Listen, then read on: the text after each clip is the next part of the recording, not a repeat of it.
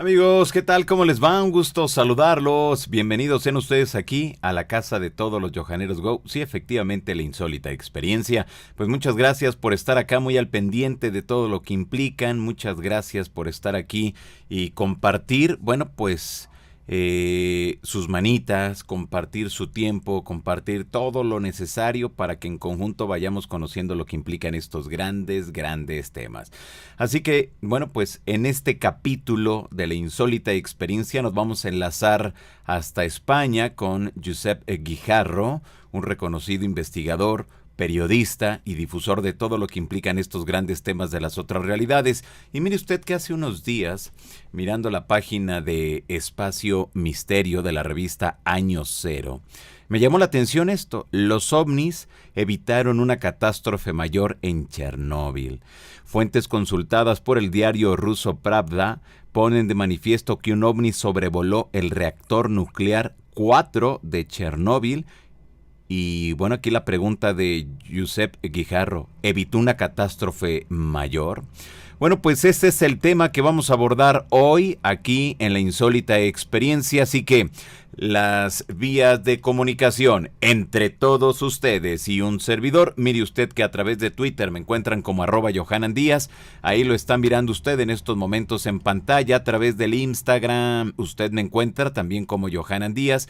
En el Facebook, Johanan Díaz Oficial. Así que bueno, pues ahí lo tiene usted para que se involucre, para que esté muy al pendiente de todo lo que implican estos grandes temas. Así también invitarlos para el próximo sábado 11 de julio de 2020 al Auditorio 1 de la Unidad de Congresos del Centro Médico Nacional Siglo XXI, al Global UFO Meeting, un evento donde estará participando don Claudio Pastén, Juan Óscar Pérez, Próspera Muñoz, que llega desde España, Juan Óscar Pérez de la Argentina, Claudio Pastén de Chile y don Arturo Hernández de México. También estará participando el doctor Néstor Berlanda de la Argentina, Ros Cantú de México, Jorge Sánchez de España. Así que ya los boletos ya los puede usted adquirir a través de la línea de Superboletos, ¿ok? De la línea de Superboletos usted puede adquirir ya sus boletos para que se involucre en todo lo que implica este gran tema. Es www.superboletos.com o directamente a la página de Superboletos o en vía telefónica 1515-4100 en las tiendas El Palacio de Hierro, Soriana, Innova Sport y Farmacias del Ahorro, ¿ok? Bueno, pues ahí lo tiene usted, que me mira usted, que está muy al pendiente, usted que siempre le gusta estar bien informado de todo lo que implica pues estos grandes temas. Y bueno, pues también la invitación para que se suscriba a este canal, que es el de Johanan Díaz.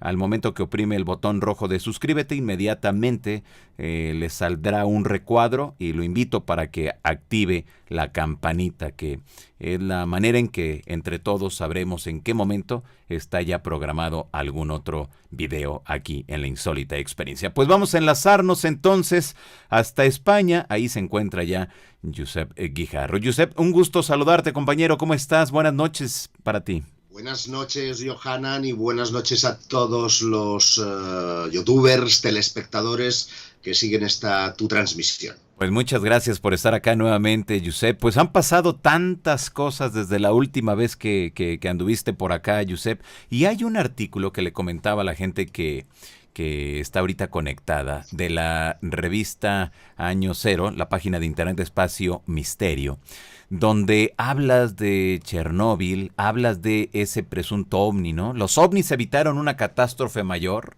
¿Será así, Josep?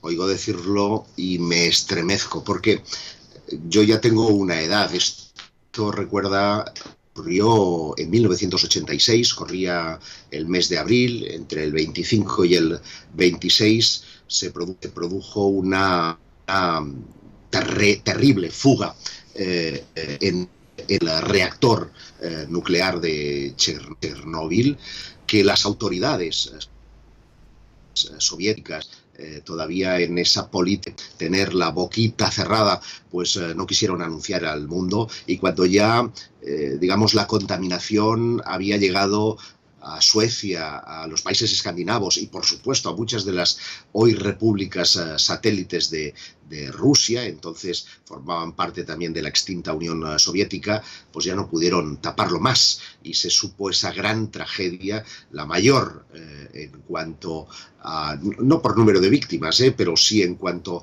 a nivel de peligro y de contaminación real para la población, que tuvo lugar en esta población de Chernóbil, en Ucrania. Nos situamos, por lo tanto, en la esfera de lo que hoy actualmente es Ucrania y que en 1986 era parte de la Unión Soviética. Allí habían varios reactores nucleares, allí acudieron personal de la central nuclear que dieron sus vidas literalmente por sus prójimos, porque hicieron,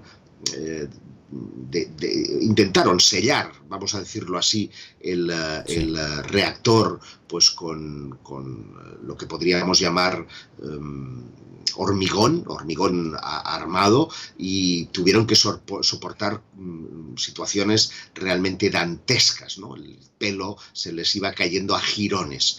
Y el peligro es que esto pudiera provocar una especie de reacción en cadena, y hoy se ha sabido, gracias a un reporte publicado en el diario Pravda, que fue durante muchos años el diario oficial del régimen comunista, que en efecto aquella noche hubieron ovnis en Chernóbil, que esos ovnis estuvieron situados en el reactor número 4, que era geográficamente el más próximo a la zona de la catástrofe, y que de haberse producido esa reacción en cadena, pues probablemente vosotros allí en México seguramente estaríais salvados, pero buena parte de Europa hubiera lamentado para siempre las consecuencias de ese accidente nuclear.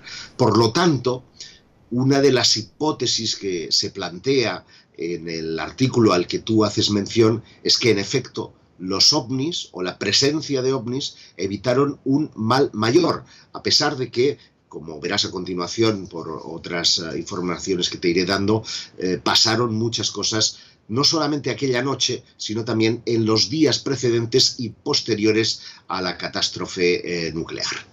Qué barbaridad, qué interesante esto que nos estás comentando, Josep, porque, como bien mencionas, durante mucho tiempo el gobierno de aquellos entonces Unión Soviética no querían saber, no querían decir nada, y ya cuando se dieron cuenta, pues el asunto es de que ya estaba sobre más países y estaban afectando a miles o millones de personas en esos momentos. Ahora, Josep, ¿hasta qué punto podemos considerar de que realmente esto haya sido así, que hayan sido estos objetos voladores no identificados, que hayan tenido un especial interés, quizá, a lo mejor, por lo que estaría por ocurrir días más tarde, lo que ocurrió en ese momento y lo que después, bueno, pues ya sabemos, y que estarían ahí como que muy al pendiente, al parecer? Es muy, muy, muy sagaz tu pregunta, tiene un doble filo importante, pero yo no voy a escabullir el bulto y voy a tratar de responderte, ¿verdad? Hay un hecho objetivo. Los ovnis visitaron días antes, durante y después de la catástrofe la zona cero del siniestro. Hablamos de que la Unión Soviética llegó a desplazar a 335.000 personas, por lo tanto el área que hoy empieza en una especie de turismo morboso a ser visitado, en Pripyat, por ejemplo, que es una ciudad fantasma, donde el polvo nuclear está ahí presente y van los turistas con el Geiger en mano para saber hasta qué límite pueden llegar a soportar el nivel de radiación, está ahí y es una ciudad fantasma a consecuencia de ese accidente. Hecho 1. Hubo ovnis. ¿Por qué? Porque los periodistas que estaban cubriendo la información de la catástrofe a tiempo real, uno en concreto, de un periódico local de Pripyat concretamente, obtuvo 3 fotografías de este objeto que, según reportaba, era de un color cobrizo, es decir, tirando a rojo, ese color cobre, de una forma fusiforme, como si fuera pues un puro, pero de menor longitud, y que estaba suspendido a escasos 18 metros, según su perspectiva, de lo que es el armazón de la central nuclear. Por lo tanto, ese es un hecho objetivo, que fue reportado no solamente por las fotografías de este periodista, sino también por muchas de las personas que estaban haciendo de curiosos, no estaban participando de tratar de sellar la fuga radiactiva, y por lo tanto ellos estaban mirando un rato aquí, otro allá, y al mirar al cielo observaron esta historia. Y después tenemos el testimonio del radarista del aeropuerto no es Kiev, es otro aeropuerto. Mira, te lo voy a decir enseguida, porque este sí es un Kharkov, el aeropuerto de Kharkov. Sí. Vladimir Rubstov se llama el controlador, que no solo vio ese mismo objeto, sino que además dejó constancia del reporte, es decir, que era un objeto físico, era un objeto real. Por lo tanto, los ovnis estuvieron ahí. La conclusión de que pudieron estar evitando la catástrofe es una conjetura de un servidor. ¿Pero basada en qué? Basada en que hay muchos elementos que remarcan la presencia de objetos no identificados momentos antes, momentos durante e incluso momentos después de ya no catástrofe, sino incluso temas bélicos, ¿no? Batallas, guerras que se hayan podido producir. Pongo el caso de Fukushima, donde también en el accidente nuclear que tuvo lugar en esta central japonesa, sí, también se pudo fotografiar objetos de origen desconocido sobrevolando el armazón de la central que había provocado la fuga radioactiva. Por lo tanto, el paralelismo es obvio. Y también se han reportado en conflictos como la guerra de Kuwait, como la guerra de Irak y como tantos y tantos conflictos bélicos en donde parecen que los ovnis están o interesados en curiosear o en mandar una suerte de mensaje de alerta. Y en eso me baso, en que son tantas las veces que la presencia ovni se ha manifestado en momentos críticos, sino para la humanidad en conjunto, para una parte significativa de la misma, que a mí me hace pensar que tratan de hacer un llamado de atención y que a lo mejor están diciendo cuidado, que aquí va a pasar. Porque, ¿qué dijeron los técnicos en el caso de Chernóbil?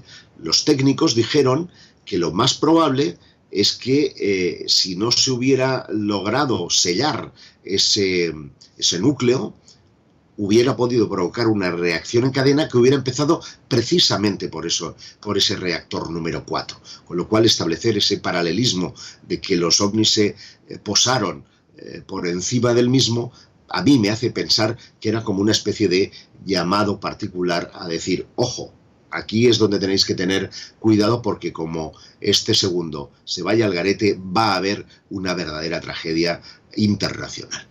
Exacto, un hecho que ocurrió en 1986, pero al 2020, Josep, ¿se sabe si se desclasificó con el tiempo algún documento que hiciera referencia precisamente a esto, a los objetos que estuvieron ahí?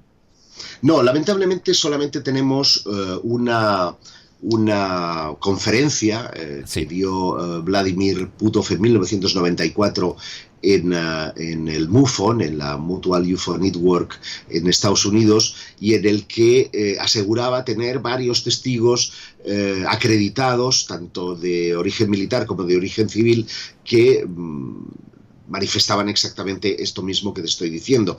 Pero el secretismo en torno a todo lo que rodea a la central nuclear de Chernóbil, como los japoneses con su Fukushima, no hay que menospreciar, digamos, el halo de misterio que han querido poner las autoridades en este tipo de conflictos, es total, es brutal. Y por lo tanto es de agradecer que tantos años después, estamos hablando del 86, estamos en 2020, pues se han tardado unas cuantas décadas, pero al menos empiezan a salir datos, y además de manos de un diario oficial como es Pravda, que da legitimidad o como mínimo autoridad a las personas que refieren y que figuran como testigos. E insisto, esta es una investigación de tipo periodístico. No es que las autoridades hayan dicho, venga, ya es hora de que conozcáis la verdad y haya depositado un dossier con toda la información. No, no.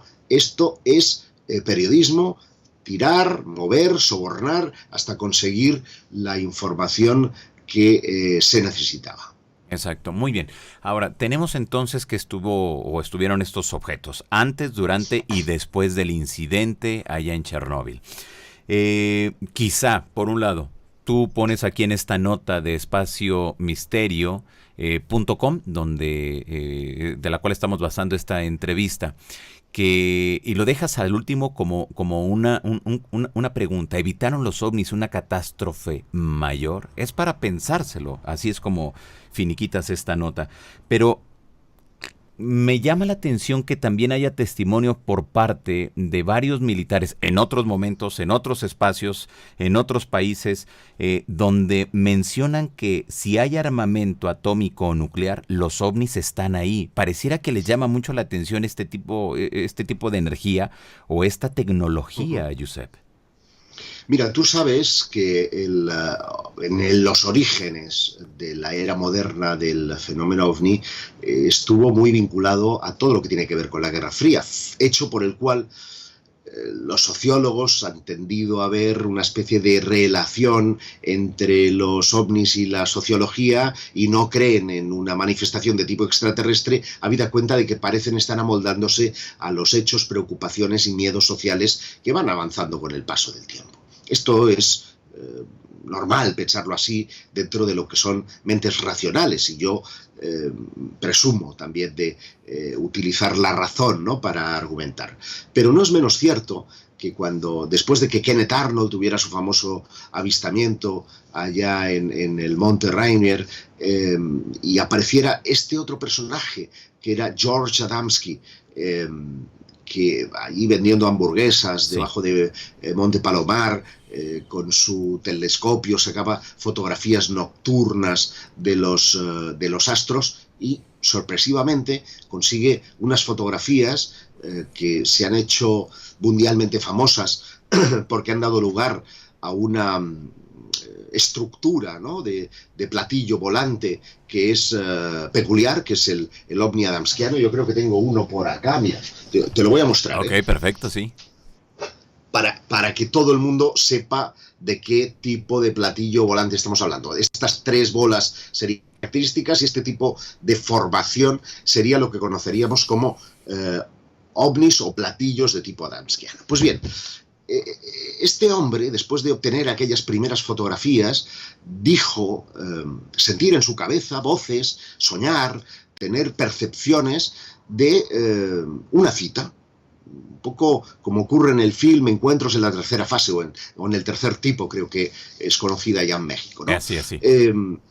Y se va al Desert Center, al desierto central, a unos 16 kilómetros del lugar donde habitualmente él estaba, y ahí tiene un encuentro con lo que él interpreta es un ser de Venus que se comunica gestualmente con él, pero después digo lo de gestual porque él deduce que es de Venus porque hace dos circunferencias en torno a una especie de sol que ha dibujado en la arena del desierto. Pero lo que ocurre a partir de entonces es que él siente toda una serie de comunicaciones donde le alertan que la experimentación nuclear, estamos, insisto, en la Guerra Fría, después de las bombas atómicas de Hiroshima y Nagasaki, que de seguir la humanidad por el sendero de lo nuclear haría peligrar no solo la existencia misma de la humanidad, sino que podría afectar a sus propios intereses, a los intereses de estos seres extraterrestres. Más allá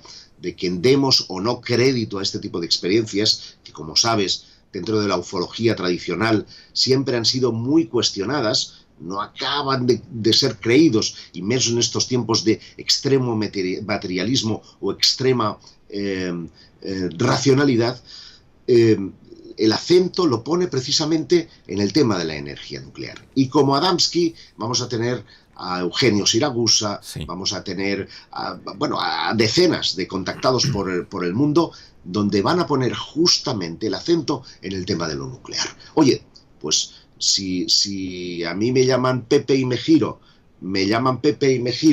la persona que está atrás, si una tercera vez me llama Pepe y me giro, podrá deducir que me llamo Pepe, ¿no? Es decir, que yo puedo pensar que efectivamente, si esas visiones son reales, si son objetivas y pertenecen a una suerte de universo extraterrestre que poco a poco se está acercando a nosotros, puedan tener una preocupación en esa línea o en ese sentido. También puedo creer lo que creen los sociólogos, y es, bueno, estos están amoldando sus miedos a la sociedad, a los miedos de la sociedad, y basándose en un estímulo real, estamos sacando unas conclusiones, digamos, precipitadas, porque no hay una conexión entre la observación o el avistamiento y la deducción que sacamos del interés por lo nuclear. Exacto. Si nos remitimos, Josep, hacia la temática del contacto, del contactismo, nos damos cuenta, y como tú bien mencionabas, George Adamski, Siragusa, entre muchos otros que a lo largo de la historia han mencionado, que pareciera que estos seres están preocupados por el manejo de la energía atómica, la energía nuclear, y que pareciera que están muy al pendiente, y en caso de que el ser humano se lanzara a una guerra nuclear, inmediatamente ellos intervendrían. Desde tu punto de vista, con todo este bagaje cultural que tú traes, lo que has estudiado, investigado y difundido, ¿podríamos considerar entonces, y tomando de base o como eje central esto de Chernóbil, que estarían en lo correcto, que no nos mintieron, que siempre nos estuvieron diciendo los contactados la verdad?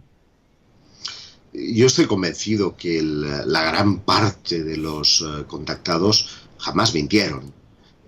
Dijeron lo que sus contactadores les dijeron que dijeran.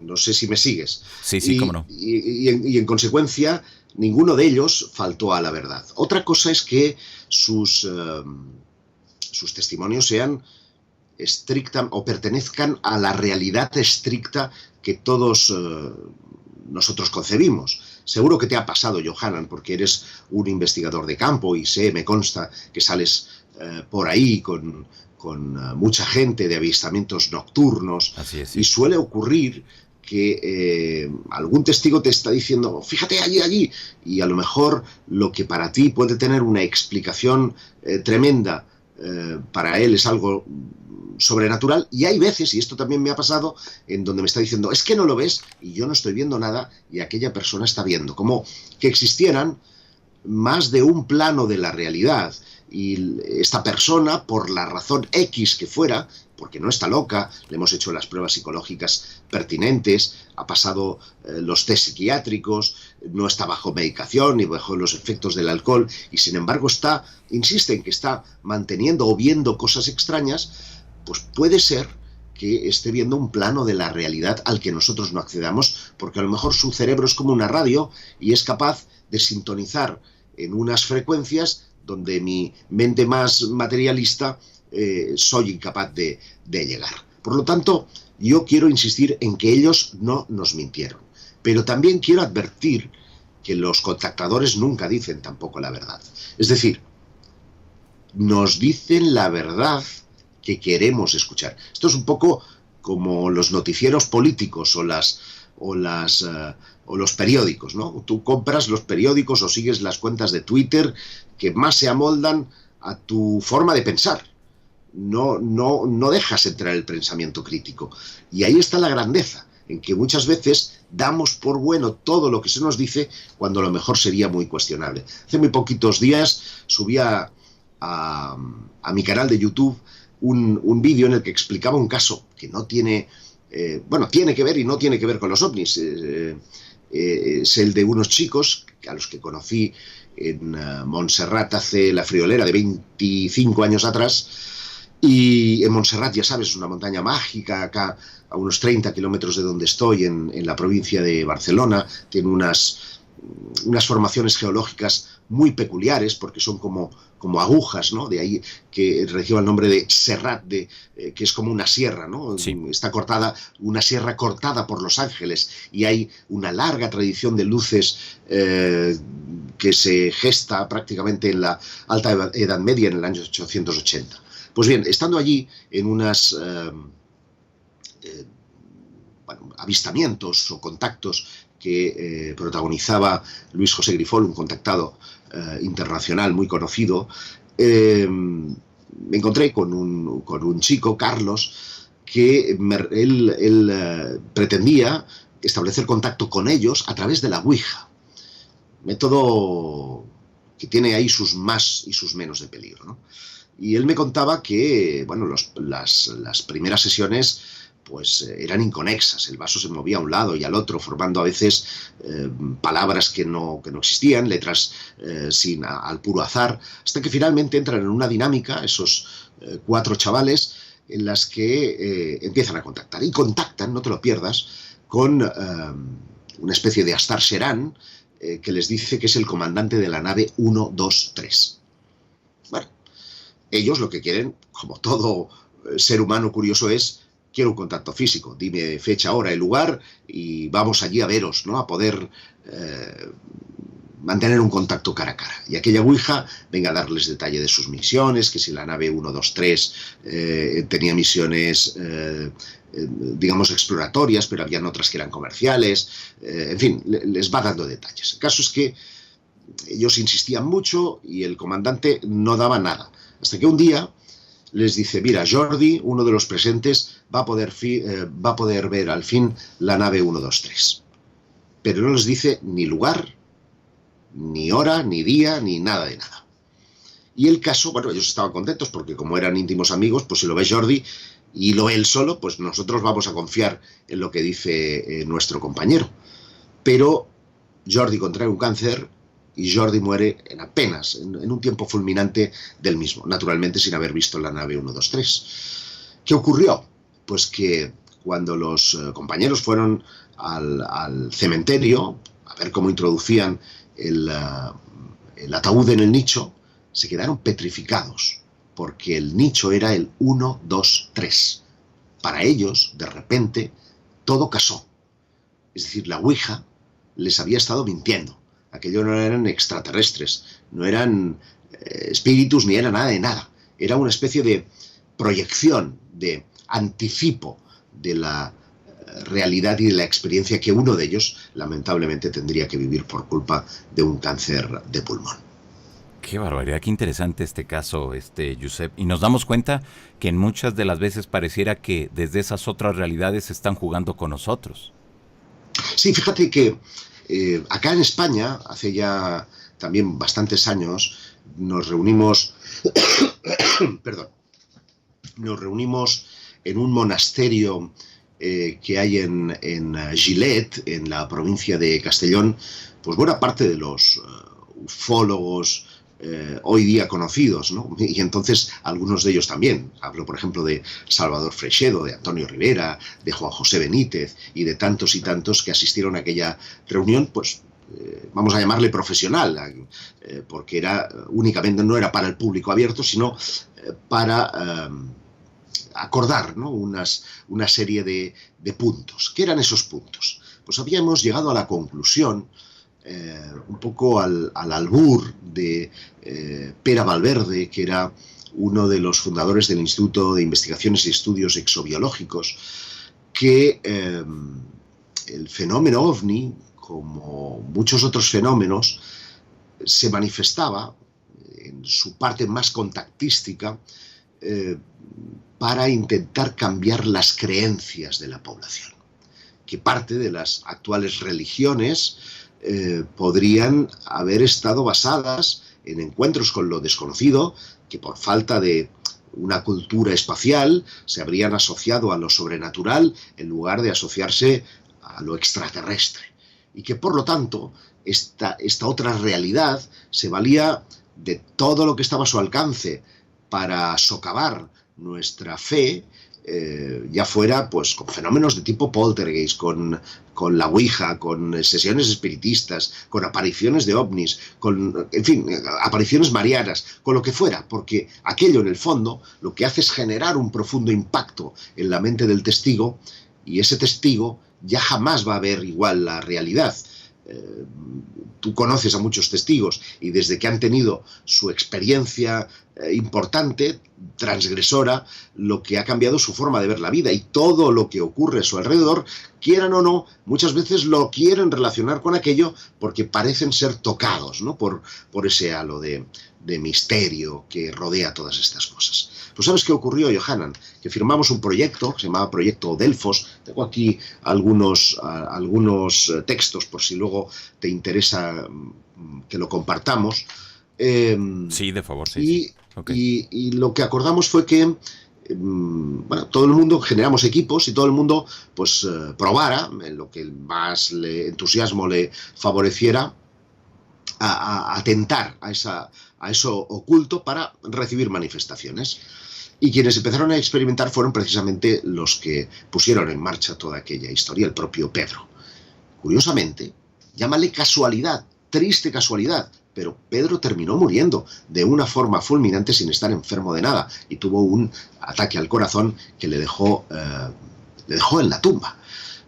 Por supuesto, cuando aquello sucedió, ya no sé si por miedo o por respeto, ninguno de los demás, y allí podían haber tranquilamente 100 personas, decidimos seguir adelante con los protocolos, ¿no? Porque parecía que la fuerza poderosa que está detrás de los ovnis, de las apariciones marianas, de los fenómenos parapsicológicos, cuando quiere manifestarse lo hace, y lo hace con toda rotundidad. Claro, pero en este mismo sentido, Josep, pareciera que cuando los investigadores están más cerca de llegar a unas respuestas es cuando se modifica, ¿cierto?, cambia. ¿Es muy escurridizo este fenómeno?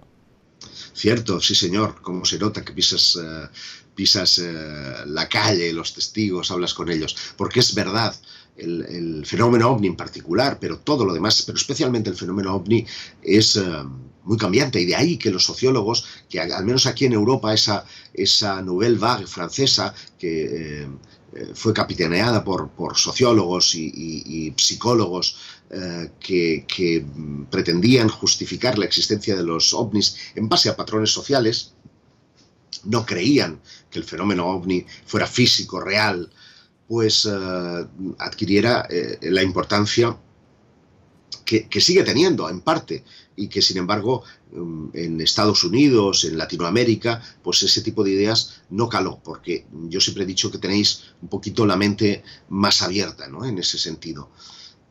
Pero es ese nivel de cambio el que desconcierta. Cuando tú crees tener atada y bien atada una especie de hilo que te lleva a una hipótesis, llámese extraterrestre, llámese dimensional, llámese la que tú quieras, temporal. Ahora los crononautas están muy en boga porque empiezan a hacerse experimentos en la ciencia que sugieren la posibilidad del viaje en el tiempo. Fíjate si venimos hablando desde hace años nosotros de los ovnis ultratemporales, ¿no?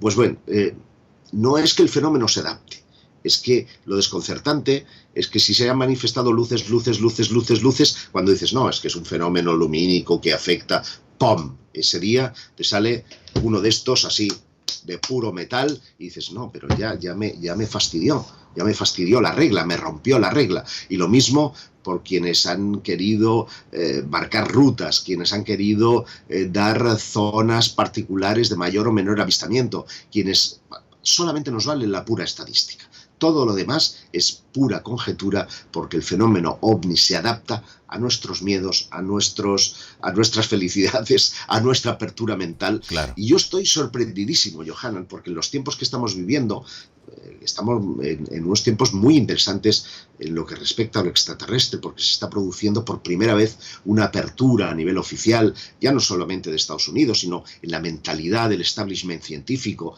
Parece cuando antes les hacías cualquier pregunta se te reían abiertamente a la cara, ¿no? Busca marcianos y tal. Ahora, oye, te toman en serio, te consideran. Este cambio se debe precisamente a esta nueva oleada que estamos viviendo, especialmente están viviendo ustedes allá, pero que de rebote también se está produciendo en Europa. Pero fíjate cómo cómo se ven las cosas distintas a un lado y al otro del Atlántico, que hace unos días, aquí en el aeropuerto de Barajas, se tuvo que cortar al tráfico aéreo toda la zona del aeropuerto de Barajas, que es la entrada internacional, es el puente de América, ¿no? Todos los vuelos que llegan de todas partes del mundo a Madrid son tremendos, es la puerta a Europa. Bien, pues se tuvo que cerrar a tráfico aéreo durante 2 horas porque presuntamente habían unos drones. Drones que nadie ha visto. Sí. Es decir, estamos hablando que 2 pilotos que están en aproximación ven unas estructuras que les parece que son drones. Yo lo que digo es, no les parece que son drones. Los pilotos hoy están sancionados en tiempo y sueldo para pasar toda una serie de pruebas en el caso de que reporten ovnis. Pero si reportan drones, nadie les va a quitar el sueldo. ¿Entiendes lo que te quiero decir? Mira nada Segunda más. cuestión. Sí, claro. Segunda cuestión. Hay un sistema en el propio aeropuerto que costó 390.000 euros al gobierno de España, en los principales aeropuertos, para, una vez detectados esos drones, se aplica y lo que hace es interferir en la banda de frecuencias y en el caso de que aún así no cayera en el suelo, hay un láser que permite abatirlos. Y no se utilizó. Es más, ahora se están preguntando por qué no funcionó. Bueno, pues sencillamente porque no eran drones. Sí. Y por tercera cuestión, cuando tú hablas con un piloto y te dice que de día, porque estamos hablando de las 12 del mediodía hasta las 2 de la tarde, esos aviones en aproximación están viendo un dron, ¿Alguien sabe a qué velocidad está efectuando una aproximación un avión que está alrededor de los 250 nudos, perdón, en la aproximación? Y ¿sabéis lo que son 250 nudos? ¿Sabéis distinguir un dron que no puede tener más de esta, porque no estamos hablando de drones militares, presuntamente, claro. Estamos hablando de drones que te compras en el supermercado, de un tamaño así, a 450 kilómetros por hora en pleno día. Hombre, de noche podría tener la alternativa de que las luces, tal, pero de día, con los pilotos que he hablado, te dicen imposible. ¿Qué ocurre? Que nos es, en nuestra mente racional, más fácil hablar de drones, hablar de explicaciones convencionales, de un rayo, de una tormenta, de un no sé qué, que admitir la posibilidad de lo extraterrestre. Esta es la gran diferencia entre Europa, que sigue pensando así, y hemos tenido el cierre del aeropuerto de Bremen, el de Madrid, el de Dublín, el de Gatwick, y podría seguir. Y en cambio, tú recordarás el cierre del aeropuerto de Perú, o recordarás algunos avistamientos. ¿Y qué se dice? Inmediatamente se habla de ovnis, y nadie se rasga las vestiduras. ¿Por qué? Porque hay mayor apertura mental. Esa es la única diferencia a nivel sociológico, y la que desconcierta también a quien quiera aproximarse, porque, como bien decías, el fenómeno es cambiante, pero es cambiante en un lado, en el otro, según la cultura. Estoy seguro, absolutamente convencido, esa asignatura pendiente y no puedo hablarla, que en China, que en Asia se percibirá de una forma también distinta todo esto. ¿Por qué? Porque ellos también tienen una cultura mucho más abierta a la posibilidad de que los extraterrestres hayan viajado a la Tierra. Es más, consideran que sus vimanas, que sus naves espaciales de los Vedas y del Mahabharata y Ramayana, pues eran estructuras reales en las que viajaban los dioses, y por lo tanto aquello no podía ser otra cosa que visitantes de otros mundos.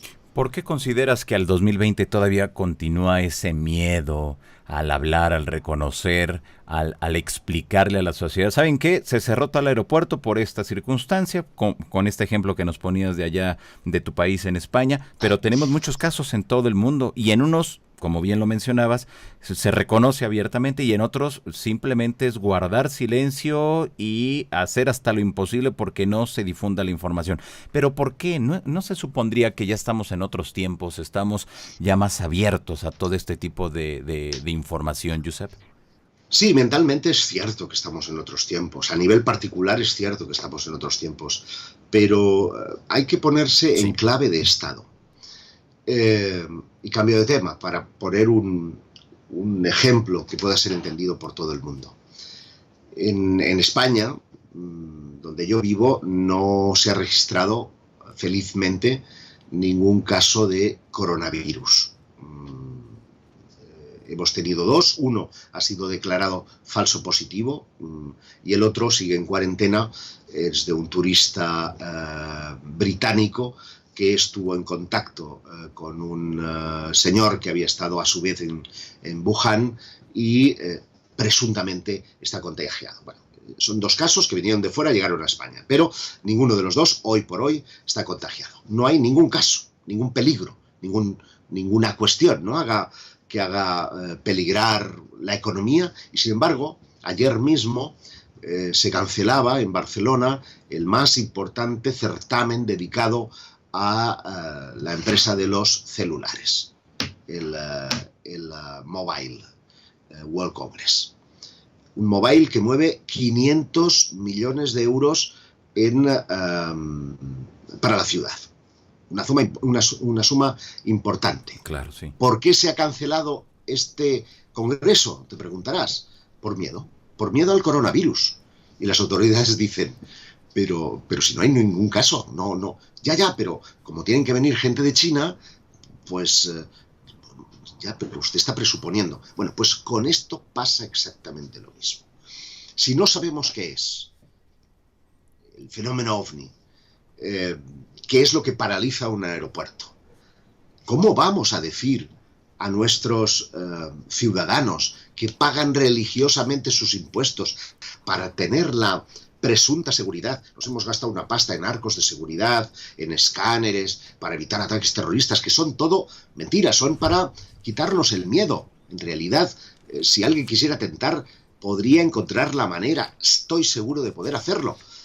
Y sin embargo, no quieren los estados que nadie viole esa falsa seguridad que todos hemos comprado con nuestros impuestos. Esa es la razón fundamental por la que preferimos decir que fue un holograma, o que fue un dron, o que fue un experimento, a decir que una nave extraterrestre pudo ser la responsable de la cancelación de 400 vuelos. Así de simple y llano, el miedo. Así es.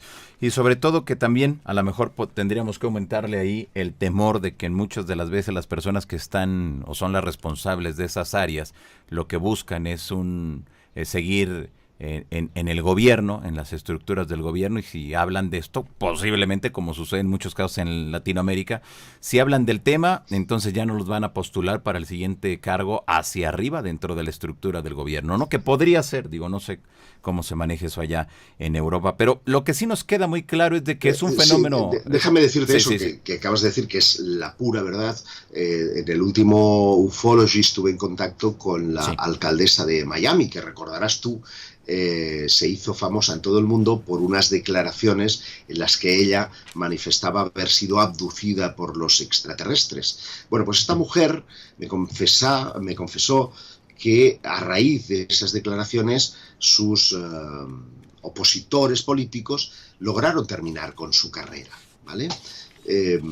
Porque parece que no puedes ser buen político si has tenido un avistamiento o has tenido una experiencia ovni, no lo sé. Bueno, el caso es que se hizo mofa, se cargaron a esta pobre mujer y ha sido el propio pueblo quien hoy día en las nuevas elecciones le han propuesto que vuelva a presentarse a las elecciones. Bueno, y no contenta con esto, ahora está ya en candidatura para formar parte como senadora en las próximas presidenciales estadounidenses. Con lo cual, si consigue el puesto, ¿no? Naturalmente ese es el primer paso, vamos a tener otro aliado más que nos va a ayudar en la divulgación de esta realidad que estoy convencido está aquí a nuestro alrededor. Claro, exactamente. Veíamos también por parte de la Iglesia Católica que desde hace mucho tiempo le vienen dando seguimiento a esto y que en bajo perfil, pero ahí está dándole, conociendo todo lo que implica. Vemos las Fuerzas Armadas,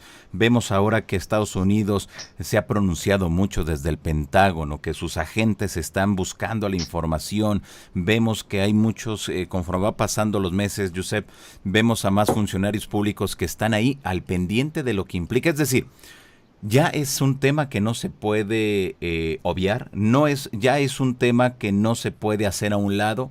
Y vemos también las películas, vemos las series de televisión y todas son muy exitosas. ¿Por qué? Porque hay un gran interés de la sociedad, que estamos ávidos de conocer todo lo que implican estos grandes temas, Giuseppe.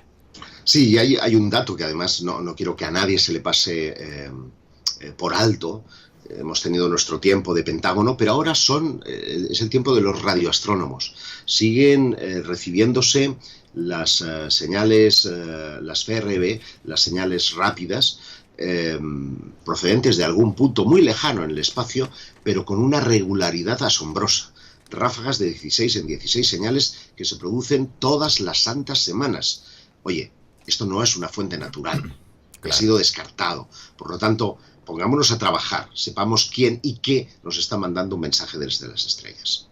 Híjoles, imagínate que en realidad fuera una civilización lo que podría provocar en nuestra actual sociedad. Es que lo pienso y es mucho. Antes citabas al Vaticano, el Vaticano, pero también el resto de, digamos, confesiones, ¿no?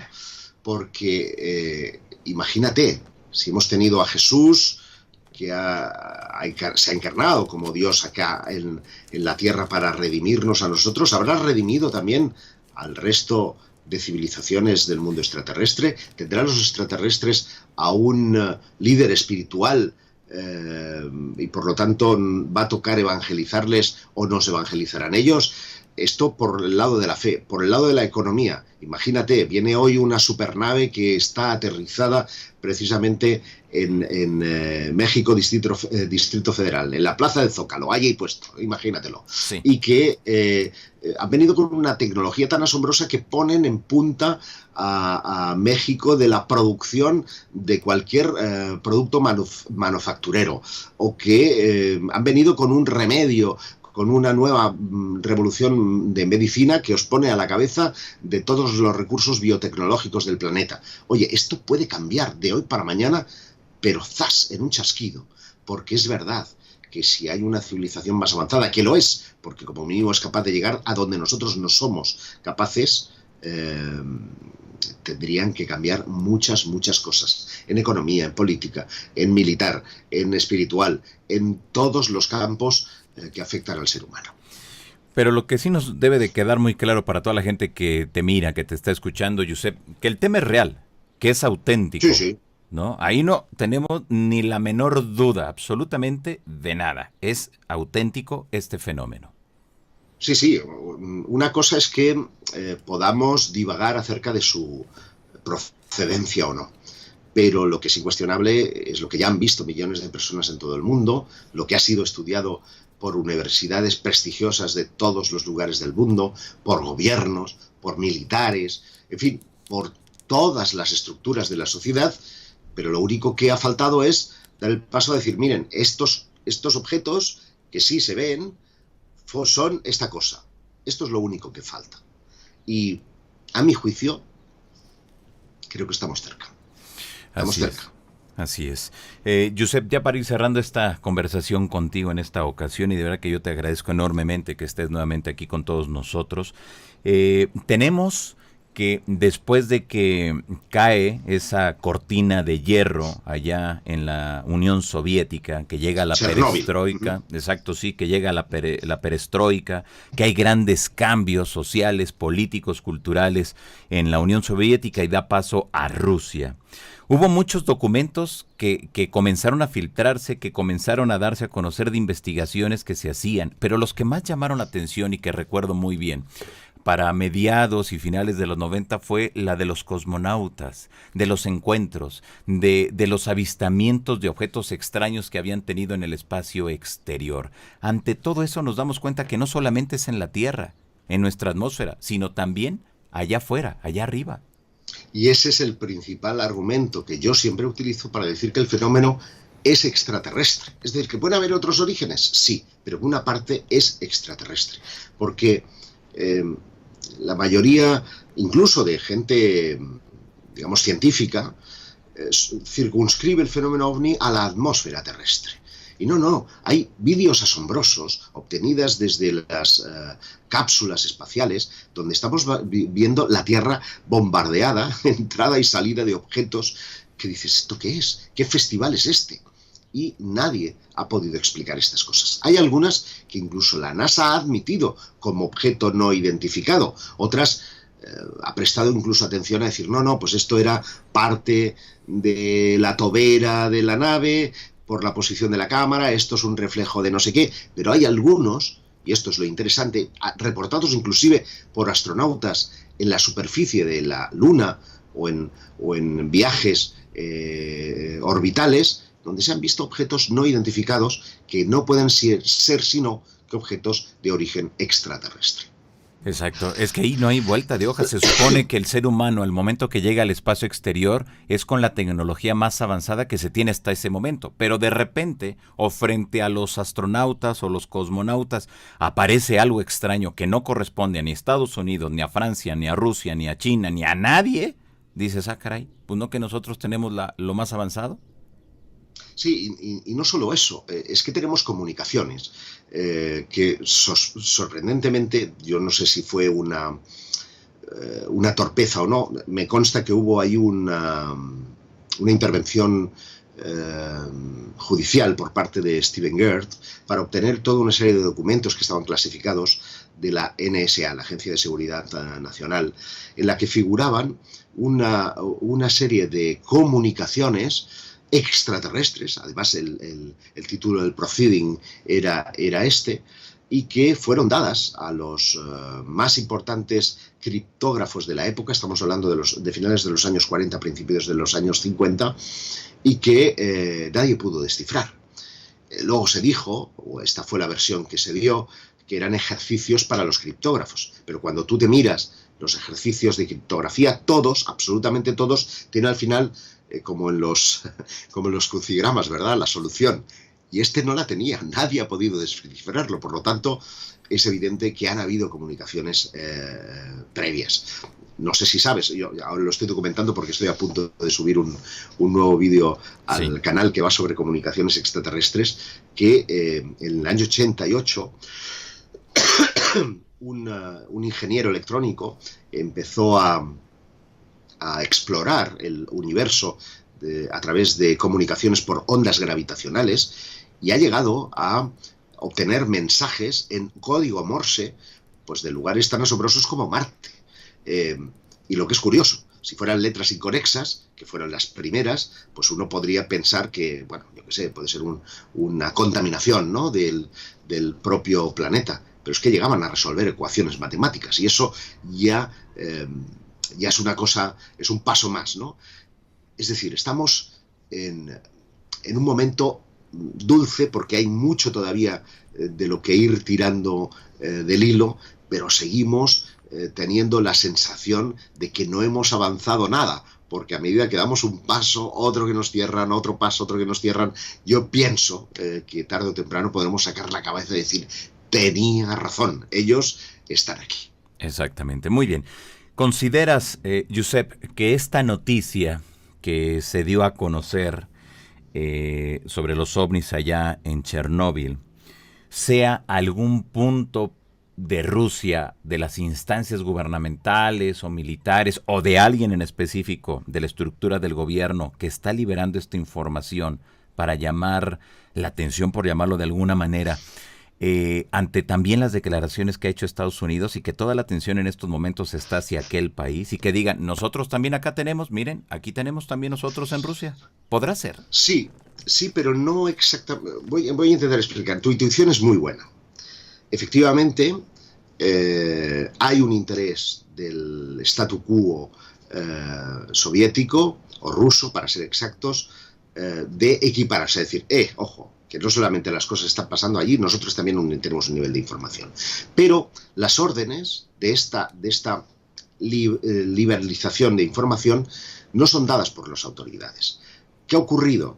Que cuando tuvo lugar la perestroika, a la que antes hacías mención, muchos funcionarios de la KGB cogieron ellos sus propios materiales y se largaron a hacer fortuna, a hacer otras cosas, otras actividades, y de estar siendo pobres hombres riesgo de exclusión, aunque con un trabajo gubernamental, ahora tienen un despacho, tienen un Mercedes y viven muy bien. Son los nuevos ricos que en ese periodo de cambios supieron meterse porque tenían información valiosa que podían vender. ¿Y qué ha ocurrido?